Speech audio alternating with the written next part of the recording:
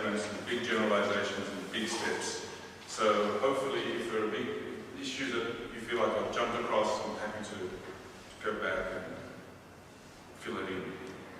It's a lecture that's composed of 5 parts. The first part is 2 scenes. And then I'll look at a conceptual framework to understand these 2 different scenes. And then I will ground it in one particular philosopher's work called Nikos Papastergiadis. And then I will step out of the philosophical discussion into sort of broad, sweeping statements about contemporary tendencies in contemporary art practice. And finally, conclude with some remarks about the topologies of art and politics, in particular this reference to the Stoa. So that's the sort of structure. Sort of start with these 2 examples, zoom into the conceptual frame, spread out again into the wide range of contemporary practice, and then come back to a particular notion of topology of place. Let me give you one example of the scenes that I'm talking about. This is a very banal, very expensive, but very complex scene at the same time, but ultimately quite banal. It involves a project that I initiated between Seoul in Korea and Melbourne. Just like here outside in your railway station, you have a large screen, or a small one, but you have a large screen. There's a big one in our city square in Melbourne, and when I was in Seoul, I noticed that just about every building in Seoul has large screens. And I was working with a gallery that also owned large screens. And we said at one point, what would it be like if these 2 screens could communicate to each other? And if the content of those screens included contemporary artwork, but not just artwork that was projected to the public, but artwork that the public could interact with through their mobile phones. So there would be a public in Melbourne interacting with a large screen, with an artwork on a large screen in Melbourne, but the impact of that interaction would also be witnessed by someone in Seoul simultaneously at the same time. And that person could then interact back with somebody else at the other end of the planet, but in the same virtual space. This brief and simple idea led to a project with the Nabi Art Centre, and we initiated last year the first of these events, whereby the screens were linked together, the one in Melbourne with the one in Seoul, and people had the opportunity to interact with. This is a rather forlorn image, I'm sorry it's the only one I have, but it's not the actual image of the event. And with those screens, and present text or messages, visual or otherwise, and then in one instance start linking them together to make certain patterns, and of course communicating by your mobile phone. And this also led to other kinds of performative events that could also be linked up to telematically, and so on and so forth. So this is just a very simple instance of a project that happens in Melbourne. I'm trying to get a slide.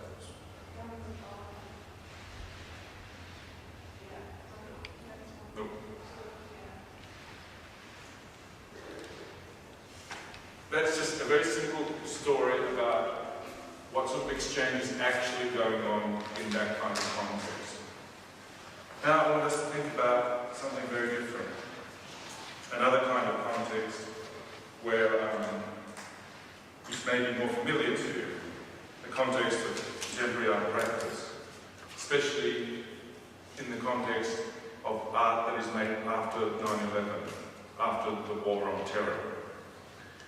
And during this period, since 9/11, artists from all over the world, of course, have commented on and protested against the politics of the war on terror and the way in which fear has been used and infiltrated and saturated every aspect of everyday life. But through the injection of fear into everyday life, there's also been, I think, a profound suspension of democratic principles and rights and freedom. And of course, artists have been amongst many people, not the only ones, but amongst many people who have been commenting on the way in which this compromises our position in public space. And it also revealed a new relationship between the artist and the place, not only in the place in everyday life and society, but also the relationship between the artist and the image, and the feedback systems that have now been produced in the construction of the spectacle of war.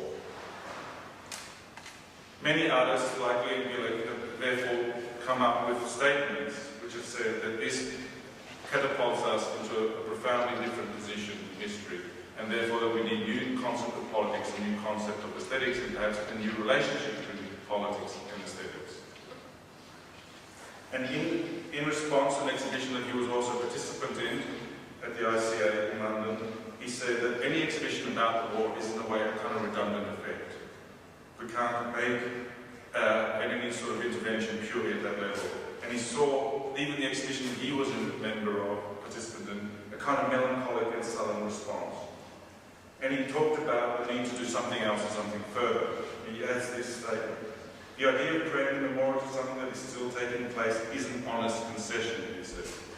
It's no good looking back to some earlier moment of apparent cultural consensus. We have to look instead towards art as the carrier of differences and the perfect form for the revelation of paradoxes. Now let us look at other people in this period. Jeremy Daly, also very much concerned with the problem of making art in the context of war. Here is a piece called It Is What It Is, Conversations About Iraq, and he makes a very astute observation. He says, it's not an anti-war piece. It's already too late for that, he says. It's about the war. And he too is probing the problematic of how do you find a place in the public sphere as an artist in a time of war. He feels that every position that one could hold is beggared by and outflanked and outstripped in some way by the military machine. So he sees himself as occupying a different kind of role. He invites different people to participate, to initiate discussion, and he sees himself as an artist who facilitates these projects where people can meet and discuss. I won't talk about any particular work in this moment in any detail, because I assume that many of these artworks are familiar to people here. But I am talking about the way in which, in this context, the role of mediation in the public sphere takes on a heightened role. And of course we know how there are many precedents to this, like Greek images, sculpting of hospitality. Tino Segal's work about constructed situations where the experience of the here and now is the preeminent effect. Curious works like those by Frances Elise, in which he organises linkages or micro-gestures as expressive of bigger political issues.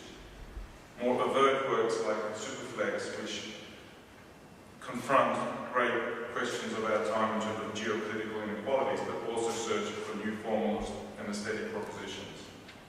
And in this vein, I also see this work by an Australian performance artist called Mike Parr, who had his eyelids and mouth sewed together as an act of solidarity with the refugees in the camps in Australia, who were doing this because of their exclusion from the discussions about human rights. And while he was about to perform this piece, a critic in Australia wrote and criticised this work as false realism. And he said to Mike Parr, we know that this is no good. This is no good art. It's a glorified stand-in for the camp inmate. To which Mike Parr replied, making bad art sometimes has a greater social effect. Now, how do we make sense of these kinds of artistic experiments? And how do we make sense of this kind of issue that I've already raised about the transnational cultural exchange through the simple things like the interactions with media? And why is it that artists in times of war are fascinated by wounds? Why do they keep putting their finger back inside the spot where it hurts most? Is this simply an attempt to be aligned with the politics of activism? Or is this a way of rethinking the relationship between art and politics? Of course, these are bold debates, and my concern right now is not to somehow resolve these debates, but to try and perhaps produce a different kind of optic on them. I want us to rethink the and the functionality and the role that artists are taken when they appear to adopt certain kinds of positions and roles. When the artist adopts the role of a chef, when the artist adopts the role of a dancer, when the artist adopts the role of a host, are they simply adopting that position in full, or are they asking us to rethink the symbolic register that comes with those roles in a different way? In other words, what I'm saying is that many of these positions oscillate between the act of hospitality and violence. The artist seems to be concerned either with the space of ruin and destruction, or the need for care and concern and solidarity. And I ask myself, what is this desire to occupy those twin poles of hospitality and violence? And does the imagination approach the space of the other and pass over these kinds of ruins and ask the question, have I been here before? So it's with these sorts of questions that I want to sort of rethink perhaps some of the politics that goes with contemporary artistic practice. Because so much of the debate, I believe, when they've tried to distinguish art from activism, the art of, say, Liam Gilligan and others that I've just cited, is to emphasise their lineages to, say, situationism, conceptual art and so forth, to show how their contemporary practice has coherent formalist links. Another effort is to also show how these practices are not just political, they're also theoretical, and therefore they are in the spirit of the whole tradition of artistic practice, which has a critical component to it.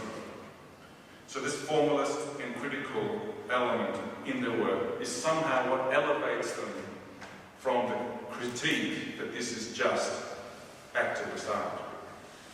And as a consequence, many critics have to say that Liam Gilligan remains judiciously peripheral